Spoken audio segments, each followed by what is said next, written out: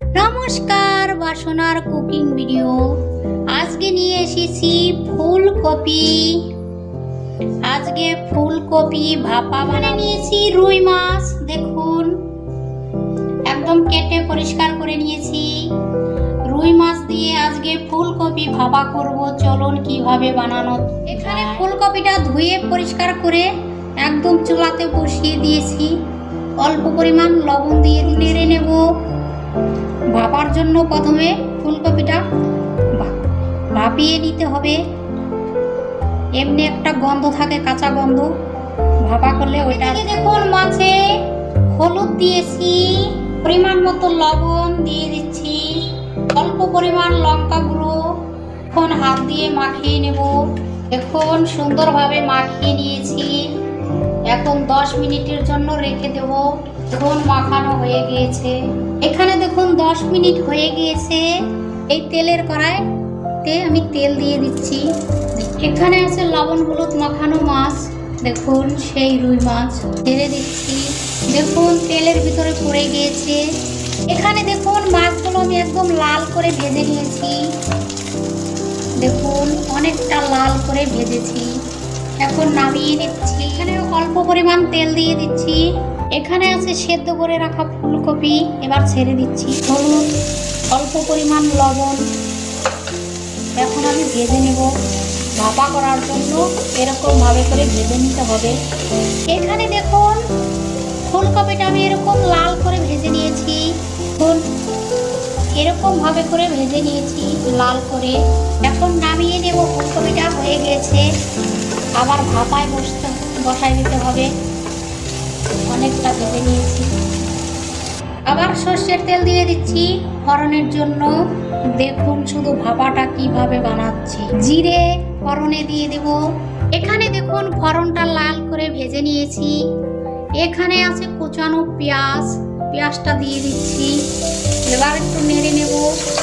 পরিমাণ মতো লবণ। সব কিছুতে লবণ দেওয়া আছে, অল্প পরিমাণ লবণ দিয়ে দিচ্ছি। লবণ পড়ে গিয়েছে। এবার একটু নেড়ে নেব। এখানে আছে আদা রসুন বাটা, আর আছে গরম মশলাটা আর আদা বাটা দিয়ে দিচ্ছি। গরম মশলা বাটা পরে দিয়ে দেবো। এখন নেড়ে। এখানে দেখুন মশলাটা লাল করে ভেজে নিয়েছি। এখন দিয়ে দেব হালকা জল। এখন দেব গুঁড়ো মশলা, হলুদ গুঁড়ো, ঝালের জন্য লঙ্কা গুঁড়ো। এখানে আছে জিরে ধনে গুঁড়ো। এখানে সব গুঁড়ো মশলা পড়ে গিয়েছে। এবার নেড়ে নেব। আর একটু কষতে থাকবো। এখানে দেখুন মশলা থেকে তেল ছেড়ে গিয়েছে।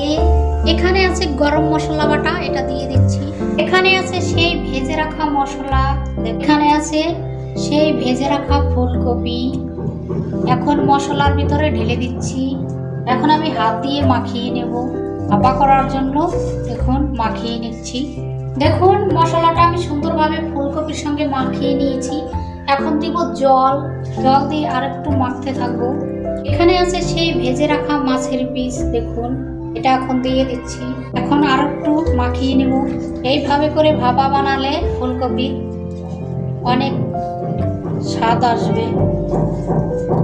এখন মাখানোটা হয়ে গিয়েছে। মনে হচ্ছে রান্না হয়ে গিয়েছে। আজকে আমি এটাই ভাপা করব। প্রথমে ঢাকনটা খুলে নিচ্ছি। এখানে আছে ভাপার জন্য। দেখুন ভাপার জন্য সেই মশলা মাখানো মাছ আর ফুলকপি এখন দিয়ে দিব ভাপে। দেখুন এইভাবে করে ঘরে একবার ভাপা বানিয়ে খাবেন, এর স্বাদই আলাদা। দেখুন ফুলকপিগুলো সব দিয়ে দিয়েছি সুন্দরভাবে। দেখুন এখানে আছে সেই মাছের পিস। এখন দিয়ে দিচ্ছি বসিয়ে। দেখুন এভাবে করে দিলে একটা মাছও ভাঙবে না, একদম গোটা গোটা থেকে যাবে। এখন সেই মশলাটা দিয়ে দিচ্ছি। এখানে দেখুন ভাপার জন্য দেখুন কত সুন্দরভাবে বসিয়ে দিয়েছি। এখানে আছে কাঁচা লঙ্কা, এটা দিয়ে দিচ্ছি। কাঁচা লঙ্কা না দিলে ভাপায় অসম্পূর্ণ থেকে যাবে। এখানে আছে ধনেপাতা কুচি, এটা উপর দিয়ে ছড়িয়ে দেব, তাহলে তো স্বাদ আসবে ভাপাটা। একদম অল্প পরিমাণ একটু ঝাঁঝের জন্য সর্ষের তেল দিয়ে দেব কাঁচা। দেখুন অল্প পরিমাণ। দেখুন কত সুন্দর হয়েছে। এখন আমি এটার ঢাকনটা লাগিয়ে দেব। ঢাকনটা লাগিয়ে দিয়েছি। এখানে দেখুন আমি ভাপে বসিয়ে দিয়েছি। এখানে দেখুন ফুলকপি ভাপাটা সুন্দরভাবে হচ্ছে। এখন খুলে দেখি কেমন হয়েছে। শুধু দেখুন কতটা সুন্দর হয়েছে ফুলকপি ভাপা, আর কি সুন্দর খুশবু বেরিয়েছে। আর একটা মাছও ভাঙেনি, একদম গোটা গোটা আছে। এখন একটু ঢাকন দিয়ে ঢেকে রেখে দিচ্ছি।